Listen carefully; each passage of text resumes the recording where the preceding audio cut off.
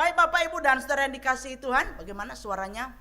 Bisa nyambung ya, jelas ya, supaya yang di rumah juga jelas mendengar. Baik, Bapak Ibu dan Saudara yang dikasihi Tuhan, tema kita hari ini adalah tema yang terus bersambung. Pada minggu ini kita akan merenungkan satu tema yang berbicara tentang kasih yang mendamaikan. Kasih yang mendamaikan. Mari kita akan membuka firman Tuhan di dalam 1 Yohanes pasal 4 ayat 7 sampai dengan yang ke-12. 1 Yohanes 4 ayat yang ke-7 sampai 12. Silakan membuka Alkitabnya masing-masing di rumah dan saya akan bacakan, perhatikan baik-baik ya. 1 Yohanes pasal yang ke-4 ayat yang ke-7 sampai dengan yang ke-12 ya. Allah adalah kasih. Saudara-saudaraku yang kekasih, marilah kita saling mengasihi, sebab kasih itu berasal dari Allah.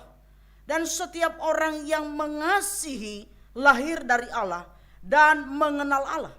Barang siapa tidak mengasihi, ia tidak mengenal Allah, sebab Allah adalah kasih.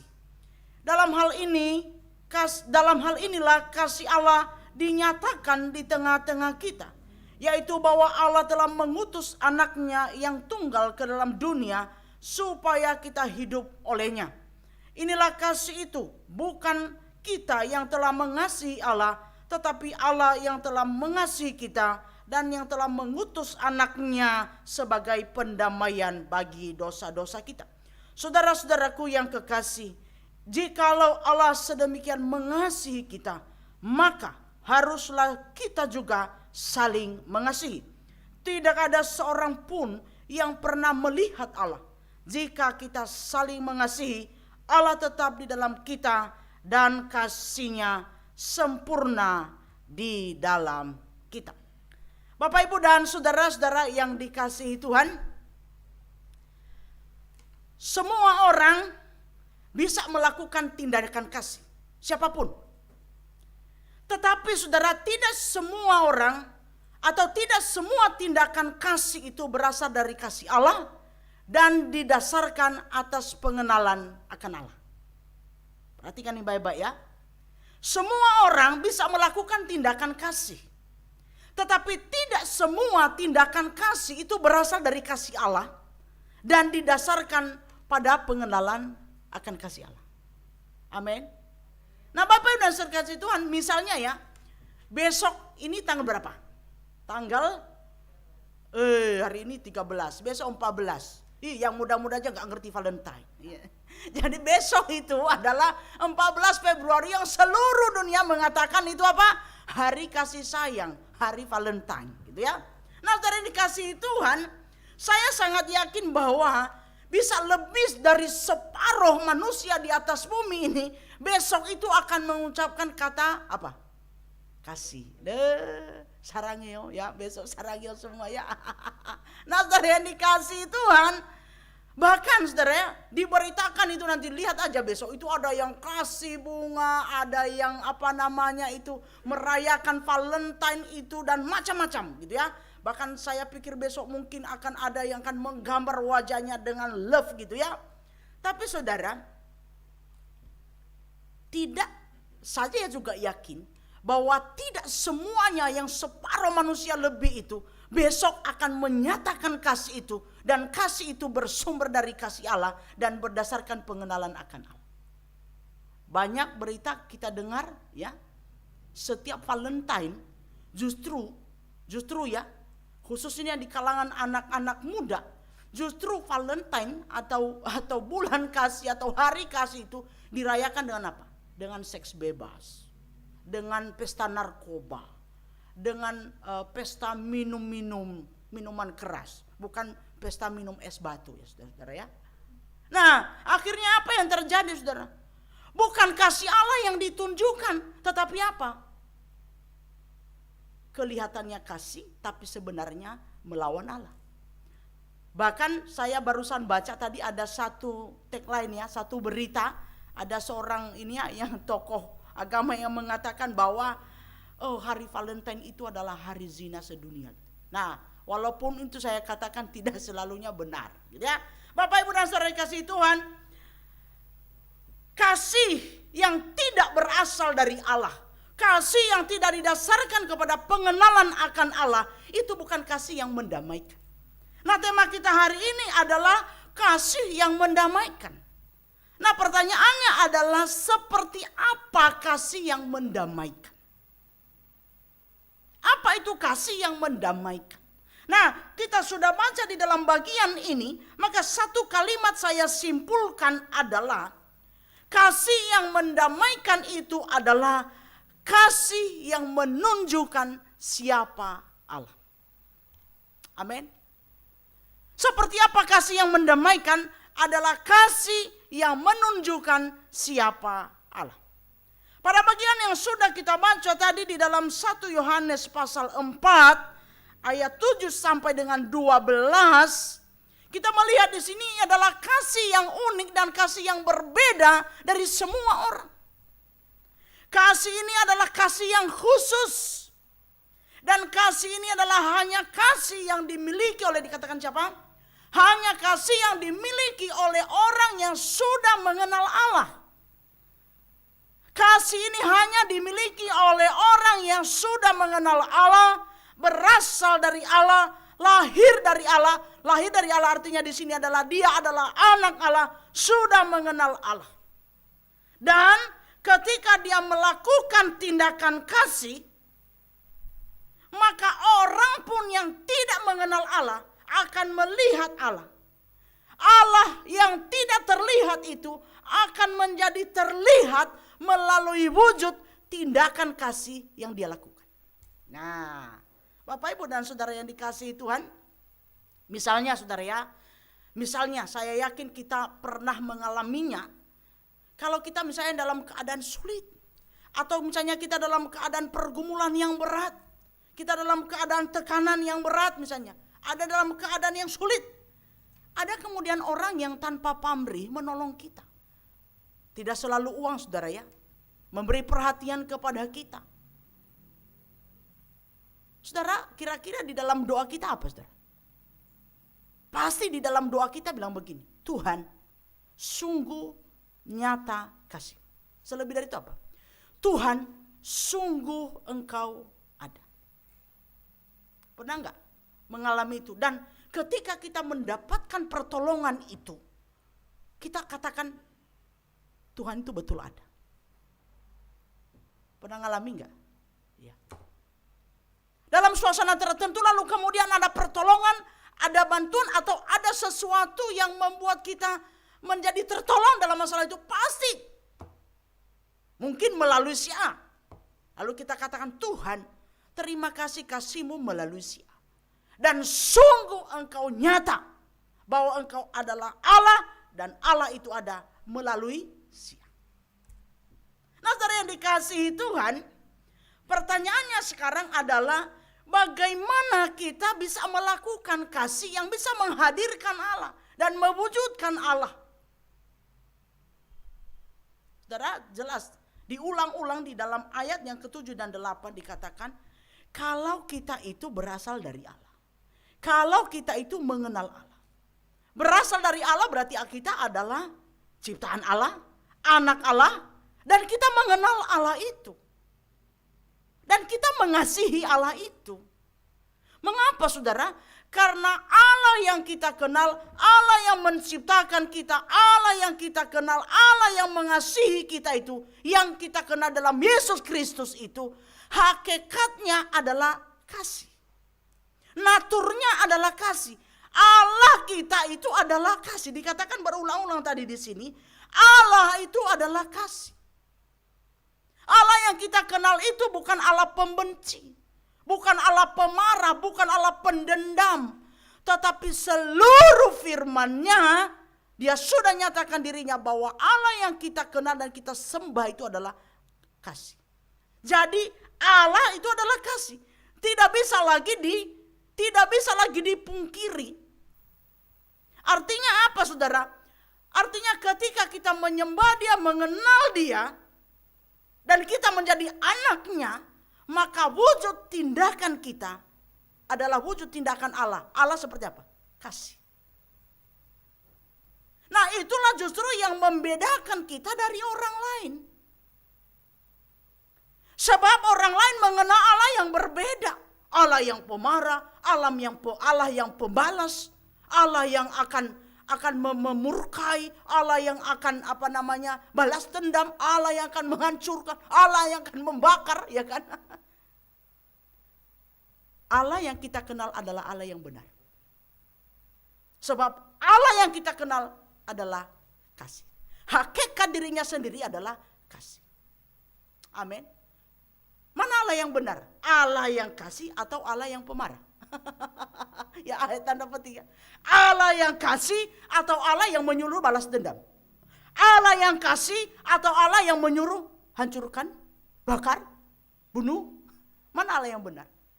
Allah yang benar adalah Allah yang maha besar, Allah yang penuh kasih, Allah yang kudus. Itu Allah yang benar. Sehingga kita ini, ya kita nggak usah lagi ulang ya, khotbah beberapa minggu terakhir ini, kita ini adalah buatan Allah, kita ini bahkan dikhususkan menjadi umatnya, bahkan diselamatkan, diampuni dosanya, bahkan sampai diutus Tuhan Yesus ke dalam dunia untuk mengampuni kita. Dan semuanya itu berbicara tentang apa? Satu kata, kasih. Dan jelas kita adalah milik Allah yang kasih itu. Kita bersumber dari kasih itu. Dan kita hidup dari Allah yang adalah kasih itu. Maka seluruh yang kita keluarkan harus berfokus kepada satu kata, apa? Kasih. Dengan demikian orang akan melihat siapa Allah yang kita sembah. Itu yang saya katakan tadi, natur Allah itu adalah kasih. Dan ketika tindakan kasih itu nyata di dalam hidup kita, maka Allah yang tidak terlihat itu menjadi terlihat. Amin. Amin sampai di sini. Kok lemes yang di sini aminnya? Bapak, Ibu dan saudara-saudara yang dikasihi Tuhan. Orang itu akan sangat mengenal kita. Sebenarnya dengan mudah. Sebenarnya orang itu mengenal kita di balik baju kita, di balik penampilan kita, di balik kita naik apa, di balik kita yang kulit ini. Orang gampang sekali menilai dan melihat siapa kita yang sebenarnya. Kita ini milik Allah yang adalah kasih, atau milik diri kita sendiri, atau milik yang lain. Sangat mudah dilihat melalui apa, saudara? Tindakan kita, sikap kita, kata-kata kita, perilaku hidup kita. Saudara, satu cerita, seorang kaya dan parlente sekali. Tahu parlente? Orang Sumatera mengenalnya parlente itu apa ya? Wah, keren. Ah, itu. Musa itu parlente. Ya. Nah, saudara yang dikasihi Tuhan, seorang yang parlente ini keren sekali, saudara, masuk ke sebuah hotel. Dan ini hotel yang mahal sekali. Hanya orang tertentu yang bisa masuk di hotel ini. Nah, saudara, dia masuk di sana dan menginap di sana. Dan Anda tahu, saudara, pagi-pagi dia turun ke lobi itu dan dia menghampiri tempat resepsionis itu dan dia marah-marah. Dan dia pukul-pukul meja di resepsionis itu. Dia katakan, ini hotel apa? Mahal sekali, puluhan juta satu malam. Tetapi Anda tahu nggak, satu malam ini saya kepanasan. Saya kegelapan di dalam kamar dan saya kepanasan. Bapak Ibu, siapa yang tahu jawabannya? Kenapa dia kegelapan dan kepanasan? Kenapa kira-kira? Halo, ada yang tahu? Kalau ada yang tahu saya kasih hand sanitizer satu. Bukan mati lampu. Dia nggak tahu bahwa itu kartu untuk membuka kunci pintu itu. Itu juga alat yang bisa untuk menyalakan lampu. Dan tahu nggak apa di balik itu? Para yang ada di resepsionis tahu bahwa bapak ini tidak pernah tidur di hotel. Sekalipun dia parlente. Iya kan? Ya kayak saya ini lah agak parlente tapi jarang tidur di hotel itu. Nah, saudara yang dikasihi Tuhan, artinya maksud saya adalah bahwa di balik yang kulit ini semuanya akan sangat terlihat siapa kita. Kita ini milik siapa? Dari apa? Sikap kita, tindakan hidup kita, cara kita memperlakukan orang, dan lebih gampang lagi apa? Ini loh, dari kata-kata yang keluar dari mulut kita, sangat gampang diketahui.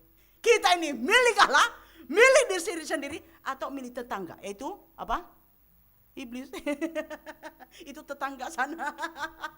Nah, Bapak Ibu dan saudara-saudara yang dikasihi Tuhan, sekalipun kita ini lahir, ya, lahir sejak mulai wah, itu sudah distempel di jidanya, langsung stempel Kristen, ya, dan menyala di sini Kristen, ya, udah distempel gitu kan. Lalu kemudian setiap minggu ke gereja. Saya nggak minggu yang setiap minggu gereja, saya juga setiap minggu ke gereja, ya kan? Setiap hari kita baca Alkitab. Itu semua baik loh ya. Jangan nanti yang berhenti, nanti yang sudah ikut MBA nanti berhenti lagi. Kita pakai kalung salib. Rumah penuh salib, bahkan sampai di toilet pun ada salib. Loh ya loh, banyak loh. Ya, saya banyak melihat sampai di toilet pun ada salib gitu kan. Ya, itu keren, itu perlente saudara ya. Tetapi kalau perilaku kita, tingkah laku kita, cara hidup kita tidak mencerminkan kasih Kristus, maka sekalipun semua simbol itu ada, maka sesungguhnya orang akan melihat bahwa kita sebenarnya bukan milik Allah. Bahwa kita sebenarnya bukan murid Kristus. Murid itu kan berarti murid, Kristus gurunya, yang dia ikuti semua apa? Ajaran gurunya. Maka sekalipun berbagai macam label itu, simbol itu ada, memenuhi dari kepala kita sampai ke ujung kaki kita, simbol itu penuh. Tetapi kalau tindakan kita, sikap hidup kita, perilaku kita, kata-kata kita, hubungan kita dengan orang tidak menunjukkan kasih Allah, maka sesungguhnya jelas sekali mudah diketahui kita bukan milik Allah. Bisa jadi kita milik diri kita sendiri, milik emosi kita, milik amarah kita, ya kan? Milik emosional kita, milik apa lagi? Bapak Ibu dan saudara yang dikasihi Tuhan, pernah nggak mendengar cerita suami memukul istrinya pakai salib? Pernah nggak? Pak Edi pernah dengar nggak? Nggak pernah. Ya, karena saya ini banyak layani orang jadi macam-macam cerita, Pak. Ada. Dia pukul istrinya pakai salib yang baru dibeli. Jadi dia ini membeli belum lama dia membeli, kurang lebih sebulan dia membeli salib yang gede untuk ruang tamu mereka. Karena seringkali gini, orang itu kalau belum sulit bertobat atau misalnya apa ya, dipikir dengan ada gede-gede salib itu, lalu salib itu yang bikin dia bertobat. Hati ini yang berpaut dengan roh Allah yang bisa membuat kita bertobat. Itu semua simbol, boleh silakan. Nah saudara, ternyata bapak ini itu kasar sekali di rumah. Dan ngomongnya itu kasar sekali dan memang kadang-kadang KDRT dengan istri. Dengan anak-anaknya pun kadang KDRT. Tapi dia seorang yang rajin ke gereja. Asal keluarga itu keluarga Kristen. Dan kalau sudah emosi itu keluar semua saudara, yang macam-macam gitu.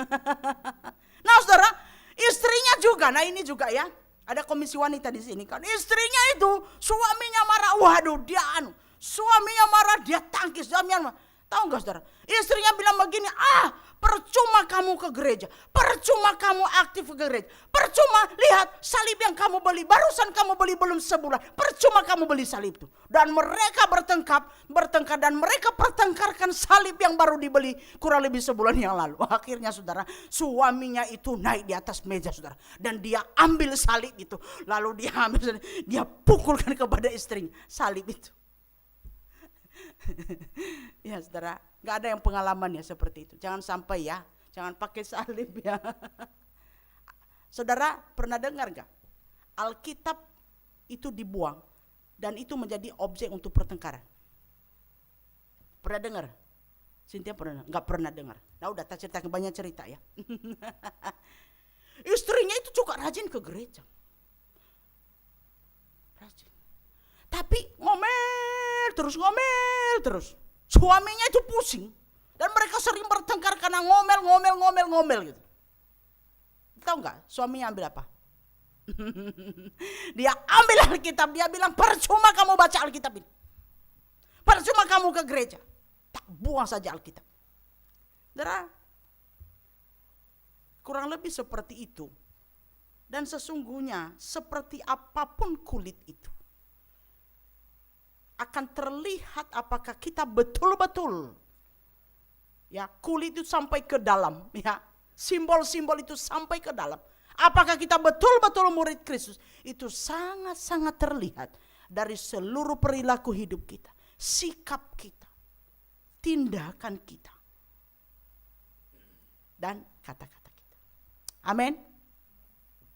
Bapak, Ibu, dan saudara-saudara yang dikasihi Tuhan. Andaikan saudara, andaikan, dan ini kan sudah mulai kita alami selama pandemi. Andaikan tidak ada lagi gedung gereja. Dan kita sudah alami di pandemi seperti tidak ada lagi gedung gereja. Tinggal di rumah, seperti hari ini online. Andaikan saudara, dalam nama Yesus pandemi selesai kita kembali ke gereja ya. Beda suasananya saudara. Andaikan di dunia ini misalnya tidak ada lagi gedung gereja. Salib dilarang untuk dipakai. KTP tidak boleh lagi tulis KTP Kristen di situ. Tidak ada lagi mimbar. Tidak boleh lagi ada gambar Tuhan Yesus di dinding. Apalagi salib tidak boleh lagi ada misalnya. Saudara. Kira-kira saudara, kira-kira apa yang masih bisa menunjukkan identitas kita bahwa kita ini adalah murid Kristus. Bahwa kita ini adalah umat yang dikhususkan oleh Allah. Apa tanda yang masih bisa kita tunjukkan kepada dunia bahwa kita ini adalah milik Allah. Bahwa kita ini adalah sudah ditebus oleh Kristus. Kira-kira apa? Yang masih kita bisa tunjukkan. Ada yang bisa jawab? Semua simbol itu sudah gak ada. Sudah tidak boleh misalnya. Bahkan keadaan tidak memungkinkan simbol itu ada. Dan berbagai kulit itu ada. Ada yang bisa menjawab? Apa saja? Apa yang bisa kita tunjukkan? Apa? Ya, kasih. Melalui perilaku, melalui sikap. Satu kata, tindakan kasih. Dan bukti itu tidak ada orang yang bisa melarang kita untuk menunjukkan bukti itu. Amin. Tidak ada orang yang bisa melarang kita untuk menunjukkan satu bukti bahwa aku adalah anaknya Tuhan Yesus. Bahwa aku adalah muridnya Kristus. Justru bukti yang satu itu, yaitu satu tindakan kasih itu, justru itu dinanti oleh semua orang dalam dunia ini. Amin.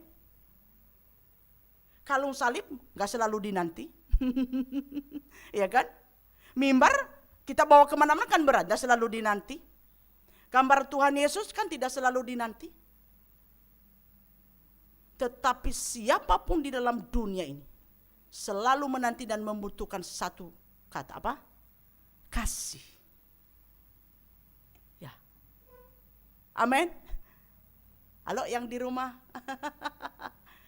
Ya saudara, kasih. Dan sesungguhnya walaupun masih kita diperbolehkan untuk ada ibadah di gereja, masih ada ini, masih ada itu, tetap itu penunjukan yang paling utama adalah tindakan kasih. Bahwa kita mengenal Allah, bahwa kita adalah milik Allah, bahwa kita mengasihi Allah, bahwa kita menyembah Allah di dalam Yesus Kristus. Satu, kasih. Bapak, Ibu, dan saudara-saudara yang dikasihi Tuhan, mari kita pikirkan. Apa yang bisa kita lakukan secara khusus di masa pandemi ini? Satu tindakan, satu aja tindakan. Tapi itu membuat orang melihat dia adalah murid Kristus. Dia mengenal Kristus. Tanpa harus berteriak-teriak. Coba pikirkan saudara. Supaya firman Tuhan ini mendarat. Coba pikirkan.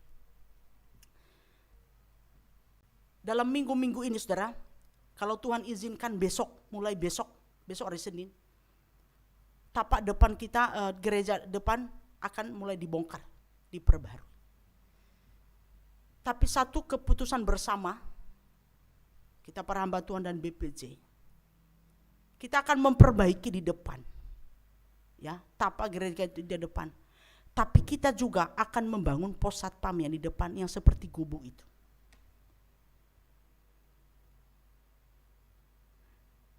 Saya katakan jangan sampai gereja kita terlihat megah. Tetapi pos satpam yang 24 jam orang jaga kita di situ, itu seperti gubuk. Itu tidak akan memperlihatkan kasih Tuhan. Tidak akan memperlihatkan Tuhan Yesus yang adalah pemilik gereja ini. Betul? Tapi kalau kita juga apa yang kita rasakan, berkat yang kita alami dari Tuhan juga menjadi berkat bagi mereka. Tidak harus kita teriak-teriak tentang siapa Tuhan Yesus. Mereka akan tahu bahwa ini sungguh gereja. Sungguh di dalam gereja itu ada Yesus, ada kasih di sana.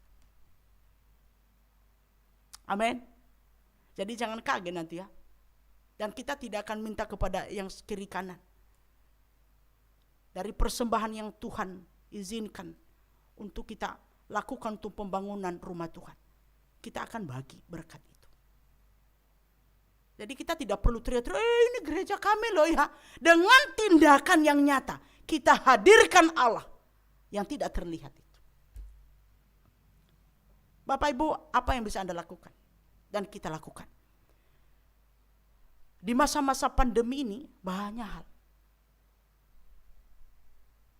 Kita bisa doakan orang, bisa telepon orang, bisa lakukan apa? Banyak hal. Atau yang lain, saudara. Bapak Ibu dan saudara yang dikasihi Tuhan, saya mau katakan kalau kita sudah betul-betul mengenal Allah yang kasih, dan betul-betul sudah meresapi, tahu betul artinya kasih dari Kristus itu yang sudah mati di atas Golgota itu. Dan itu menjadi cerminan yang bisa mengontrol hidup kita. Sebenarnya saudara, kasih yang dilakukan oleh Kristus di atas kayu salib itu sebenarnya sangat-sangat mudah untuk mengontrol hidup kita sehari-hari. Pertama saudara, kasih yang di atas kayu salib itu apa? Kerendahan hati. Allah yang maha besar turun ke dalam dunia. Satu, kerendahan hati.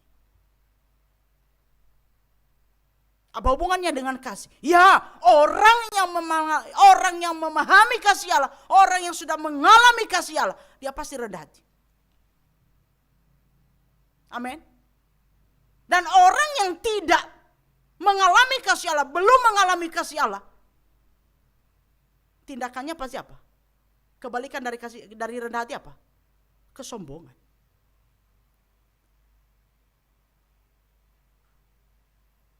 Yang berikutnya, rela mengorbankan diri. Rendah hati, turun dalam dunia. Rela mengorbankan diri artinya apa? Melepas ego. Melepas ego demi mengutamakan orang lain. Dan kalau kita sudah sungguh-sungguh melekat di dalam Allah, mengenal Allah, itu gak usah dibuat-buat, itu datang dengan sendirinya loh saudara. Saya sangat yakin tuh, datang dengan sendirinya. Tanpa dirancang, tanpa dibuat-buat, itu menjadi gaya hidup kita. Itu menjadi natur kita. Kalau orang sudah betul-betul merasakan kasih Allah. Beberapa waktu yang lalu saudara, saya sama Musa naik mobil, kami pergi pelayanan kemana saya lupa kurang lebih. Dan saya yang pelayanan, Musa yang mengantar saya pelayanan. Dan saudara, saya belum makan, mulai pagi saya belum sempat makan, saya lapar. Saya baru merasakan lapar. Biasanya kalau udah selesai persiapan itu baru rasa lapar. Kalau lagi asik itu susah, lupa lapar. Saya bilang singgah dulu di Indomaret itu beli roti saudara. Saya pengen sekali makan roti, lapar sekali. Tapi tahu saudara, ketika kami sampai di perempatan ada lampu merah di situ. Saya melihat ada seorang bapak itu menjual apalah yang dijual itu hanya seibri begini jualannya apa ya? Apa jualannya waktu itu apa? Dan tahu enggak? Ada dia bungkus di kresek itu satu gorengan dan dia makan. Di ini satu biji enggak tahu gorengan apa itu lulus. Dan saya bayangkan mungkin pun apa yang dia jual itu enggak lebih dari 50.000 mungkin modal. Tahu enggak saudara? Saya itu melihat dari jauh. Ini bukan saya memuji, tapi saya sungguh merasakan kasih Tuhan dalam hidup saya. Sehingga ketika melihat orang lain itu tidak dibuat-buat. Sungguh itu enggak dibuat-buat loh saudara. Bukan saya supaya saya dipuji orang. Sungguh hati saya itu langsung, tahu enggak? Langsung saya sudah ambil satu makan. Saya tiba-tiba saya bilang mau berhenti dulu. Dia pikir kenapa kami berhenti, kan dia fokus kan lihat ke depan. Saya buka jendela, saya bilang, Pak sini Pak. Saya semprot tangan saya, lalu kemudian saya bilang, Pak saya juga lagi makan roti, supaya dia gak sungkan. Pak ayo bagi yuk, aku lagi makan roti, Bapak lagi makan gorengannya. Ayo bagi Pak, saya kan gak mungkin minta gorengan Bapak satu, saya ini punya ini, ayo kita makan bareng ya. Saudara, saya lupa kalau saya lapar. Tadi saya lapar banget, tahu nggak saudara? Sungguh, saya bukan memuji diri, sungguh itu nggak dibuat-buat. Dan tahu nggak? Hati ini penuh dengan sukacita. Terharu loh saudara. Saya tahu suami saya itu tarik nafas.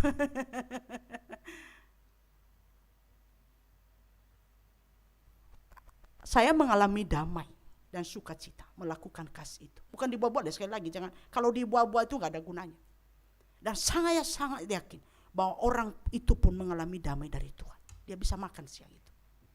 Saya tahu pasti dia agak sulit membeli makanan mungkin yang lebih enak dari satu biji roti, gorengan yang di plastik itu. Kasih yang dari Allah itu mendatangkan damai bagi kita dan mendatangkan damai bagi orang lain. Amin. Amin. Kalau kasih yang tulus loh ya. Kalau kasih yang tulus dari Allah, kasih akan pengenalan Allah, lalu kita alirkan kasih itu, maka pertama-tama damai sejahtera itu kita yang alami. Baru kemudian orang yang menerima kasih itu pasti mengalami damai. Bukan hanya mengenal Allah, melihat Allah melalui tindakan kasih, tetapi dia juga mengalami damai sejahtera. Dan bahkan kasih itu juga bisa akan beranak kasih kepada yang lain. Karena apa? Kita juga memberi teladan hidup kepada orang lain. Bapak Ibu dan Saudara yang dikasihi Tuhan, beberapa waktu yang lalu seseorang bertamu ke rumah kami. Bukan jemaat ya. Kalau jemaat tidak perlu bertamu, udah sering datang ke rumah. Rumah sana itu, yang pastor itu.